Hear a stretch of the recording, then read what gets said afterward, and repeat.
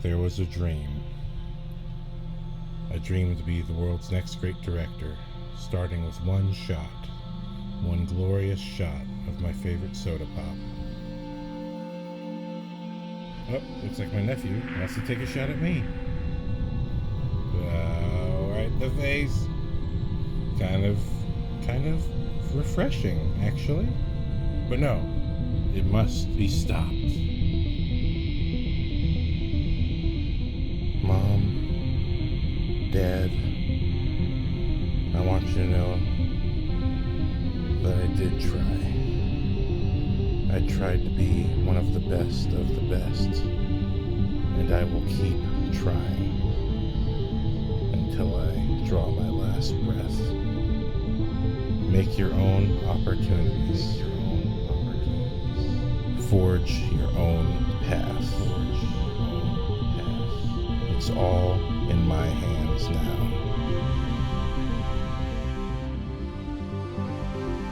I believe. Thank you for everything.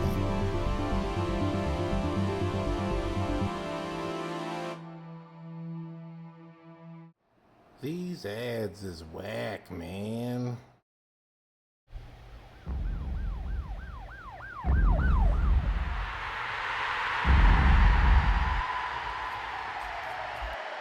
It's podcasting time.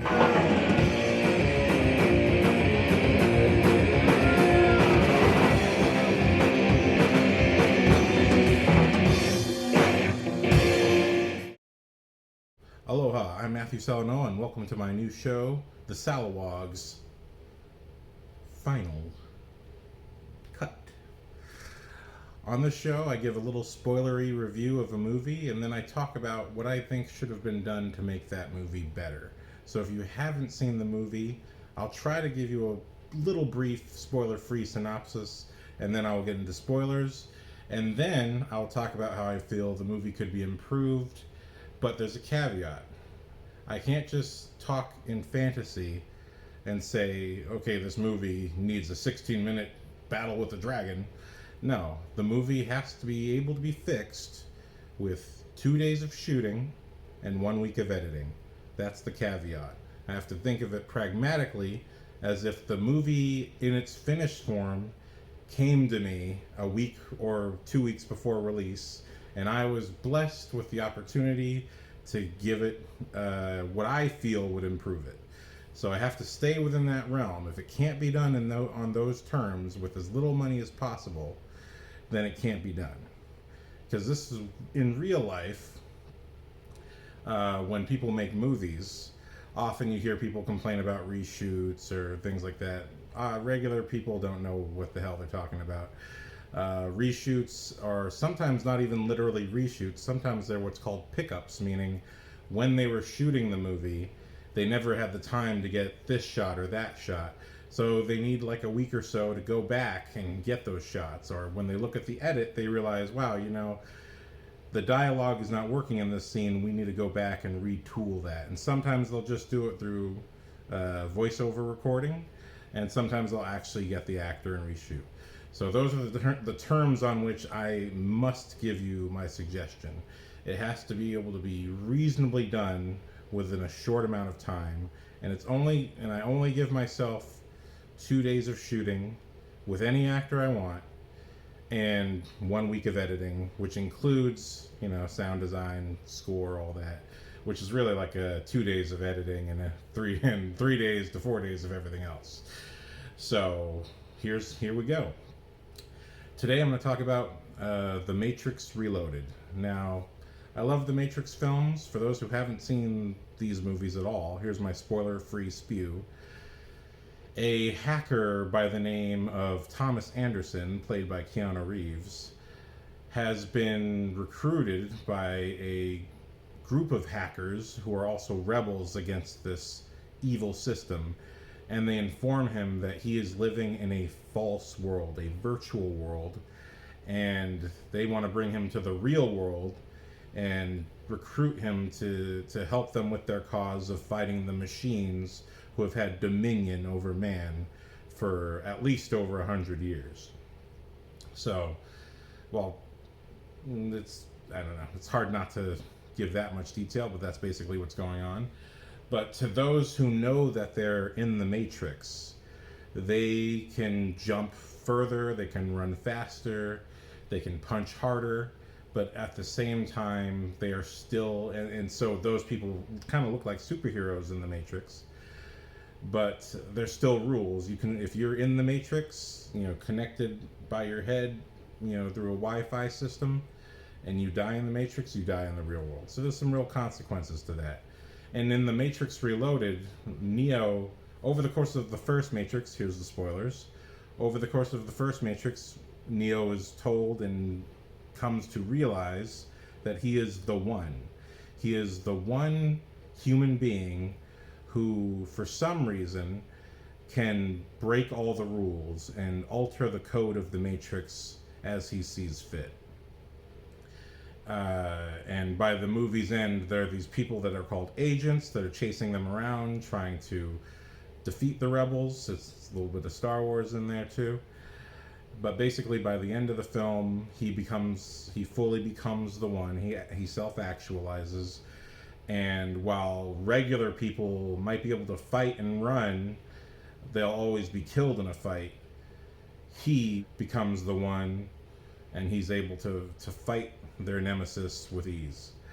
When it comes to the Matrix Reloaded, we find Neo is discovering he has more powers, and he's really not sure exactly what to do with these powers.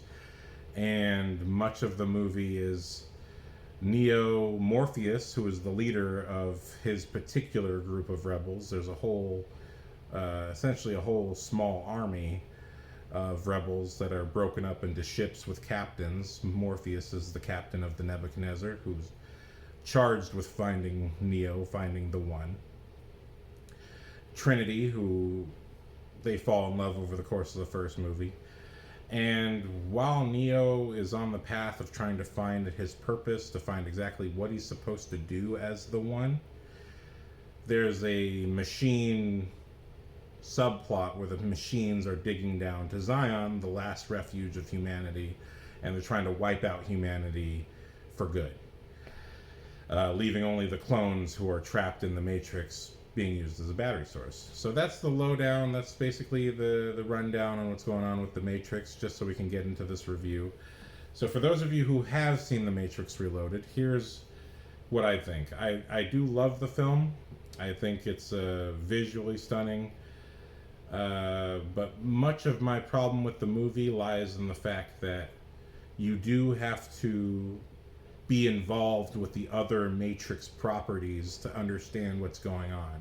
But I was fortunate that I had a PlayStation 2, so the thing with the Matrix sequels is that there was this really ambitious effort by the Wachowskis to tell the story in multiple formats so that you could get that story, so you could get a complete Matrix story if you watched all the different formats.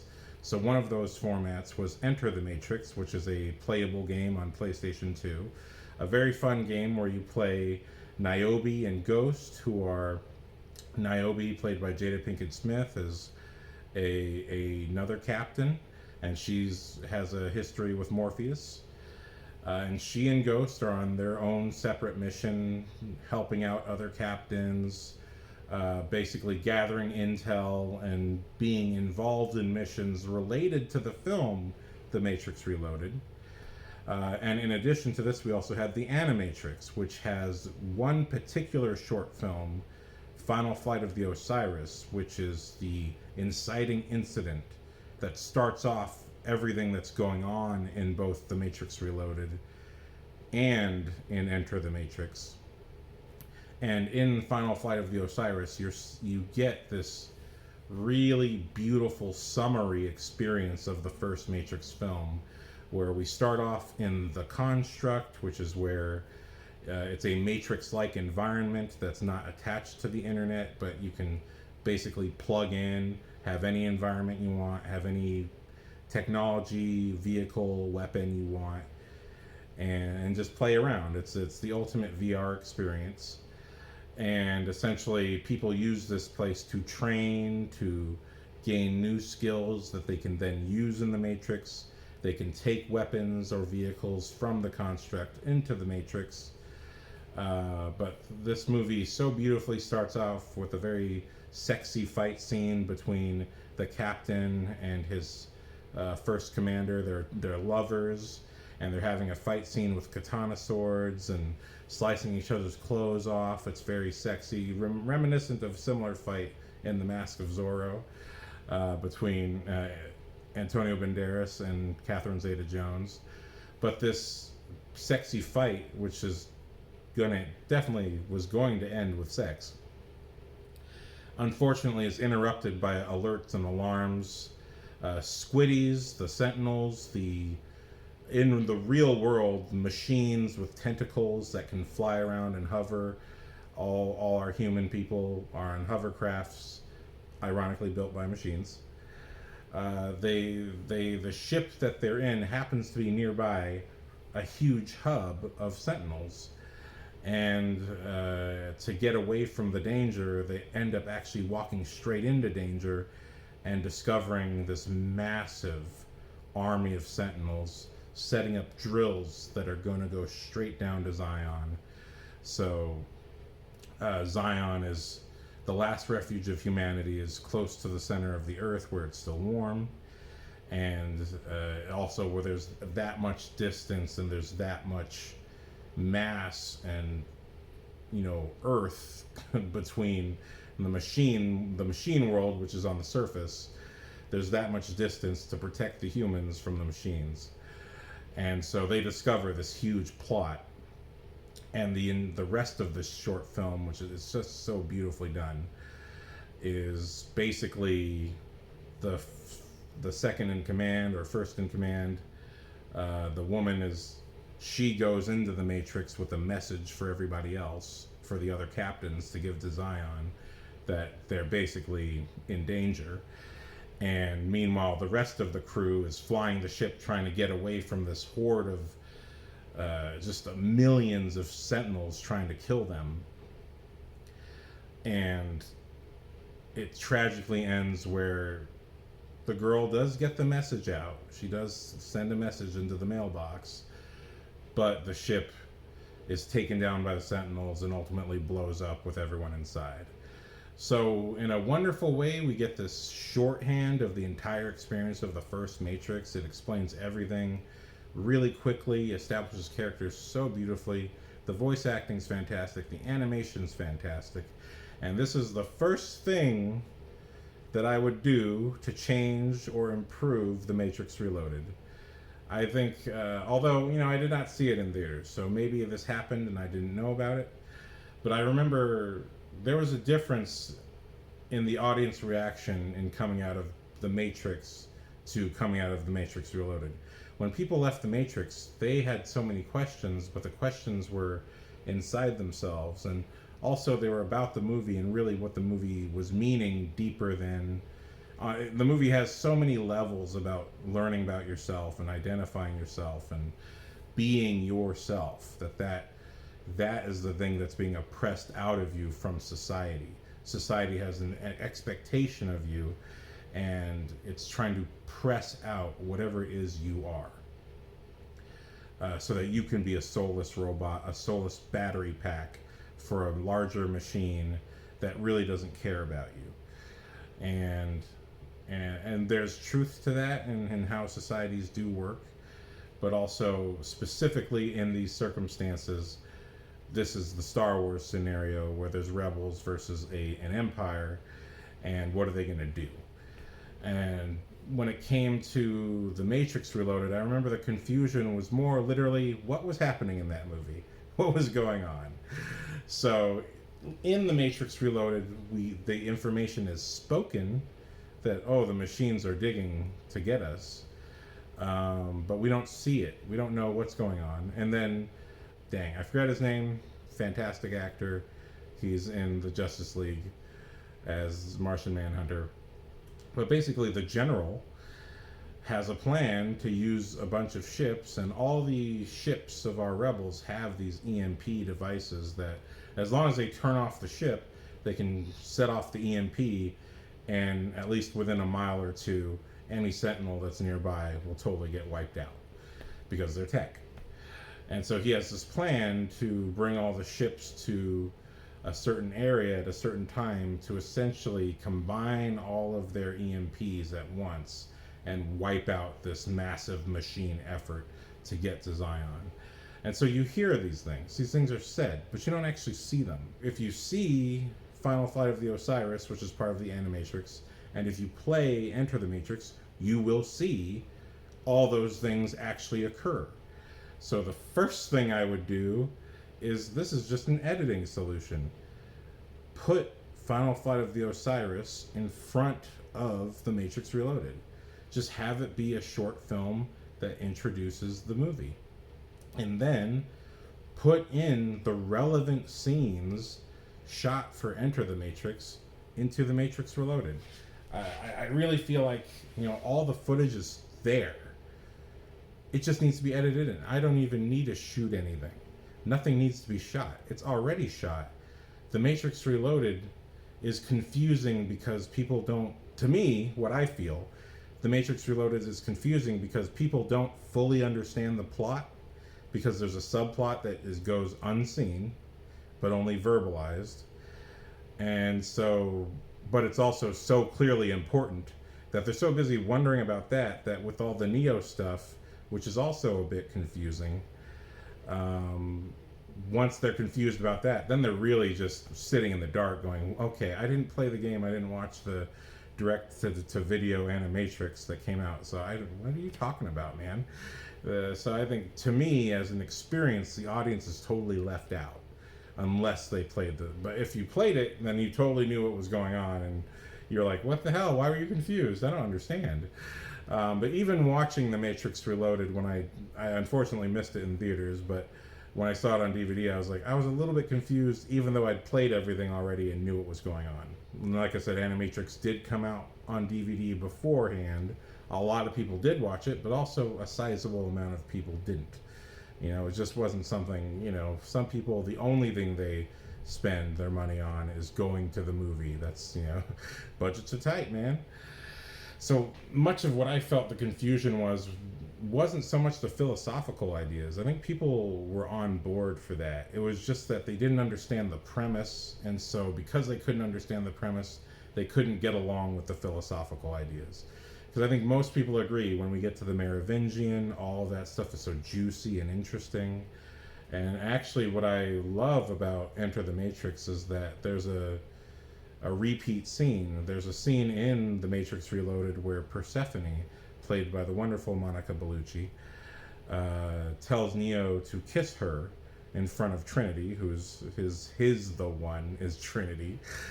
And it's such an awkward, horrible moment. But he does it in the name of accomplishing the greater mission. And this little horror, this little suffering moment, is actually quite in line with what the Merovingian had already said to these three people 10 minutes ago, when he said, you guys came to me. They come to his restaurant looking for the keymaker because the Oracle tells them to. You guys came to me because you were told to do it. Cause and effect. You're not actually here because you know what's going on. You didn't even bother asking what's going on. So how the heck can there be any control here if you don't even know why you're doing what you're doing?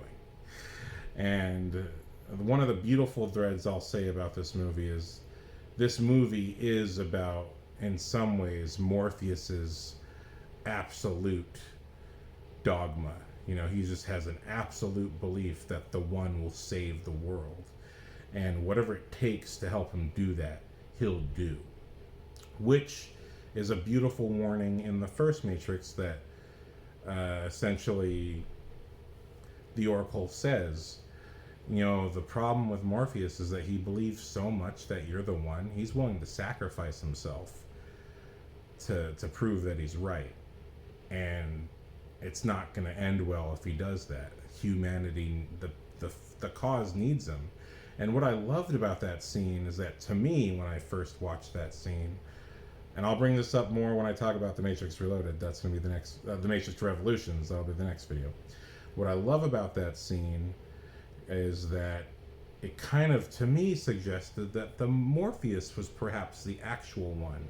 Neo maybe had the powers, but the one who would make the difference in the war would be the zealot Morpheus. Although, in truth, this movie is really about breaking Morpheus's belief. Because once we get to the end and the keymaker, they do get the keymaker and they meet the architect, and the architect explains that, look, you're just a program glitch. You're an eventuality that happens because people have a choice. So because we are just tricking people into believing that there's a choice here, the truth is there is a choice, but they have to be tricked into thinking that the only choice is the Matrix. Because they do have a choice, that choice is funneled into you, and you are the anomaly, the glitch, the virus that just basically is capable of breaking our program.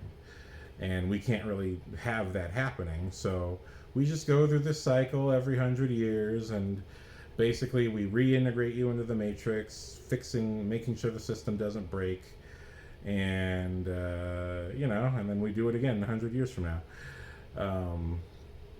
So I think all of that stuff, to me, works well enough. I'm even fine with, even though when I first watched it, I was a little taken away by Agent Smith just duplicating himself. But when I see the conclusion of it in The Matrix Revolutions, I think it's just the coolest idea ever. But in its setup, it's a little weird. Like, wow, this is all you could do. This is a little weird. Okay, But I think all of those things work well enough. But to me, the movie loses traction because it just doesn't have enough emotional tendrils in it. I think the beautiful thing is, I think The Matrix could have easily been an anthology series where Enter the Matrix or even the Animatrix, these could have been separate films on their own. And I think people would have eaten it up. If you watching the Animatrix, there's two shorts, the Second Renaissance Part 1 and Part 2, where you actually get this documentary-like anime history of man inventing AI. AI gets too good and builds better stuff than man can, and man's stocks completely deplete because people are buying from AI and not buying from man, and thus, like everything else, war is started over economics.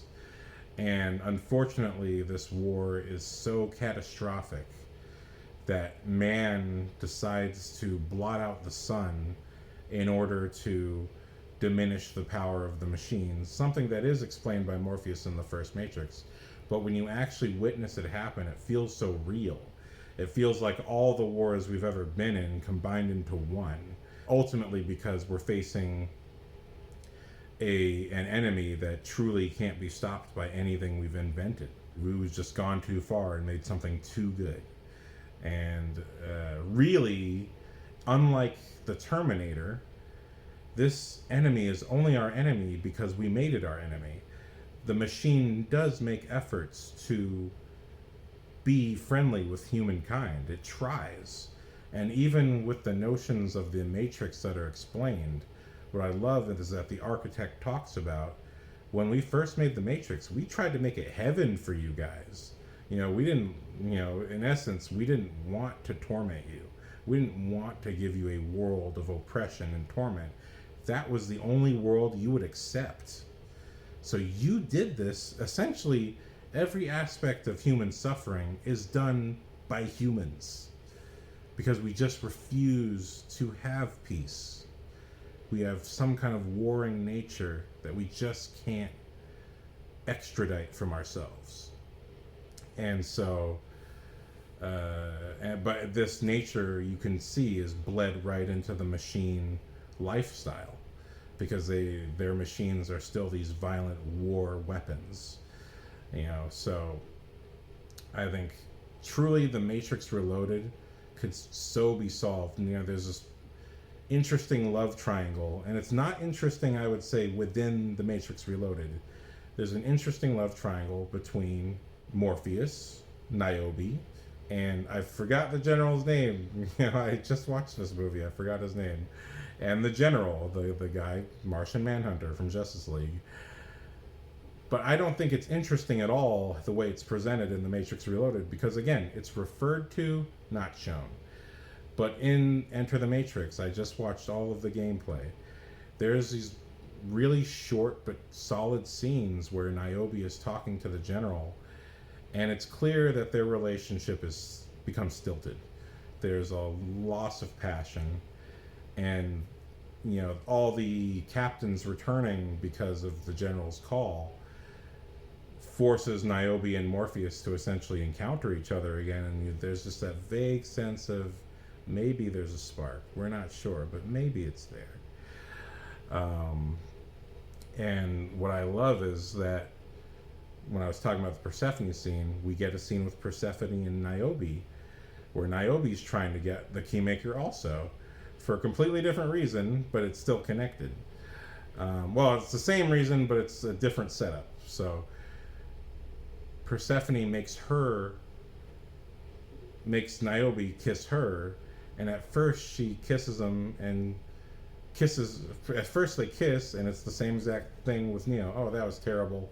You weren't really thinking of Trinity. You were just And in this case, it's different. It's like, no, you kissed me. And she is like, that is how I kissed the man that I'm with. And she's like, no, but that's not the man you love. And so they kiss. And it is the way she would kiss the man she loves, Morpheus. And that's when Persephone reveals to her herself, because Matrix is all about self-actualization, self-revelation. Sometimes our self-deceptions are unknown to us, like Neo. Neo does not realize that he has so much power within his hands. It's all there. And that he has this identity that he does have, but it's hidden. And this is revealed later to be a metaphor for, the trans experience. But then what's beautiful when you go into the Enter the Matrix is that it's also a metaphor for everything. It's a metaphor for, here's a woman in a false relationship. She's only in this relationship for reasons that maybe she don't make sense anymore. But the truth is that her real love is for this other guy who's totally single, totally available, right there. But she's just convinced herself that that's not what she wants. And Persephone this scene is one of those moments that makes her realize, no, you do want this guy. So that's all. Good kiss. Let's go. And then this is followed up by a very nice scene where she's with the general, and that kiss she gave Persephone, that pissed off Persephone, is the kiss she gives the general. It's just a little peck on the lips, kind of a lip service kiss. Yeah, I love you, sure, okay. And you just feel it in that moment, like he kisses her slowly, but she kisses him quickly. And it's just a little storytelling through performance. I keep saying that, it's important. But if you put Final Flight of the Osiris in front of the movie, and you put those scenes back in the movie, and then you also put in, because again, Enter the Matrix also has the scenes with the ships coming together before everything goes bad. You put just those scenes in the movie. This is an editing solution, and the movie as a structure holds water. Then I believe the audience can follow everything else, because at least they're seeing these relationships be challenged and stuff. And what's happening with Morpheus during that dance. I think if you put these scenes back in, the scenes with Morpheus and Niobe and the general suddenly have a lot more importance, and you realize, oh shit, Morpheus has his story. Morpheus really does have a story here, but it's also being told through Niobe, who has her own story. And it's really these nice little threads, and they're only altogether about 10 minutes of movie. So the movie could have been 10 minutes longer with the Enter the Matrix scenes, plus showing Final Flight of the Osiris at the front, much like how Disney starts out with short films. With those two things, I think you have a completely successful sequel. Because all the audience needs to know is where the emotions are coming from. They can't just hang the whole movie on Neo being confused and lost, which is fine as long as another character is going through an emotional journey that's completely understandable. Because that's what the first Matrix did with Cypher and Trinity. Cypher had a completely understandable emotional journey. It's harder to relate to Neo. You can relate to Neo being this lost Alice in Wonderland boy. I don't know what's going on. I'm discovering everything. You can relate to his discovery and his journey. You can't necessarily relate to, oh, I have the powers of the One. But you can relate to Cypher, and you can relate to his jealousy of Neo, that Trinity's interested in him, and his anger at Morpheus because it turns out the real world is horrible and it's terrible to live in and it sucks. And why would I want to live in service of someone else when you're telling me that in the Matrix I'm in service of the robots, but now here I'm just in service of you? How is this a better life? And it's a completely valid emotional place, even though it's totally inappropriate what he does to everybody. But you see where he's coming from. So just to have an emotional anchor somewhere that is completely relatable is so important to the audience. That's why The Dark Knight works, where even though Batman himself is not going through the largest emotional journey, our emotional focus, our emotional anchor, emotional focus is what Christopher Nolan called it. Our emotional focus was watching Harvey Dent start off as the White Knight and slowly be eroded into Two-Face. So we still have an emotional anchor to get us through all the plotty stuff that our hero is doing, because he technically had his real transformation in the previous film. Emotional anchors are so important to just make the action have more value. And I really love even Niobe's involvement in the second half of The Matrix Reloaded is beefed up by the Enter the Matrix scenes, which again, I say if you just put little tidbits of some of it, and also just the scenes I mentioned, this is just an editing problem. I think the vision is ambitious, but the execution, because you have a story told well, a great story told well, almost, it's told well enough to give each thing credence, but to give The Matrix Reloaded that extra oomph for people to really feel something, when Matrix Revolution starts and Morpheus only just is finding out about Niobe, or has already found out, and we don't get quite the weight of him being worried about her. Whereas if you put all those scenes back in, at least it gives weight to Morpheus's life that he could have had. The sense of what he gave up, even though technically his story is about his dogma. But to partially tell a story through Niobe's story, I think just would have given emotional weight to this movie. But this is what they call armchair criticism. But this is just what I feel would have made The Matrix Reloaded a more successful experience as a film, and it's just an editing. I don't need to shoot anything. I don't think anything needs to be shot at all to make this movie better. It's already shot. It just needs to be put in the movie, just so people can feel the weight of it. So that's what I have to say for The Matrix Reloaded. The solution is just an editing, literally a day's work, or probably 2 days of editing, and it's already sound and mixed, and already everything's already done. You just have to put the pieces there. So that's what I got to say. The next video will be about Matrix Revolutions. I do think some things need to be shot, or if they were shot, they should have been put in. So here we go. Thank you for watching. Next episode, Matrix Revolutions.